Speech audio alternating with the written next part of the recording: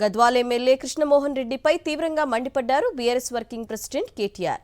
నియోజక అభివృద్ధి కోసం కాంగ్రెస్లోకి వెళ్లావా, నీ సొంత అభివృద్ధి కోసం వెళ్లావా అంటూ ఎమ్మెల్యే కృష్ణమోహన్ రెడ్డిని గద్వాల గజ్జలలో నిలదీశారు కేటీఆర్. దీనికి ఎమ్మెల్సీ అద్దంకి దయాకర్ కూడా కౌంటర్ ఇచ్చారు. బీఆర్ఎస్ అధికారంలో ఉన్న 10 ఏళ్లలో 39 మంది ఎమ్మెల్యేలకు గులాబీ కండువా కప్పారని గుర్తు చేశారు. ఇద్దరి మధ్య మాట ఓసారి చూద్దాం. ఇవాళ ఒకటి మాత్రం పక్కా, ఎవరు ఎన్ని ఎత్తుగడలేసినా ఎన్ని సన్నాయి నొక్కులు నొక్కినా సుప్రీంకోర్టు యమా సీరియస్ గా ఉన్నది. ఈ 10 మంది ఖచ్చితంగా రాజీనామా చేయక తప్పదు, ఉప ఎన్నికలు రాక తప్పదు. రాబోయే 9 మాసాల్లో ఇదే గద్వాల తాలూకాలో తప్పకుండా తిరిగి ఉప ఎన్నిక రాబోతా ఉంది. బుద్ధి చెబుదామా పార్టీ మారిన ఎమ్మెల్యేకు? చెబుదామా?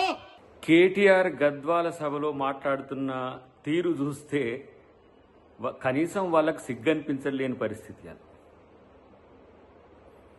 39 మంది ఎమ్మెల్యేలని, 3 ఎంపీలని, 16 మంది పైచిలుకు ఎమ్మెల్సీలను, వివిధ పార్టీలకు సంబంధించిన వాళ్లను బీఆర్ఎస్లో చేర్చుకున్నప్పుడు ఎటుపోయింది మొహం?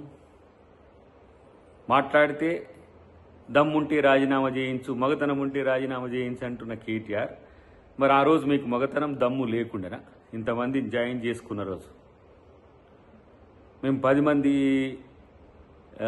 వాళ్ళను ఎమ్మెల్యేలను రాజీనామా చేయించేంత వరకు ఆమరణ దీక్ష చేస్తా అంటే, ఇక ఆమరణ దీక్ష అంటే ఇక నువ్వే చేయాలి. ఎందుకంటే గతంలో కేసీఆర్ గారు ఎట్లా ఆమరణ దీక్ష చేసిందో గట్టనే ఉంటుంది ఏమో నీది కూడా.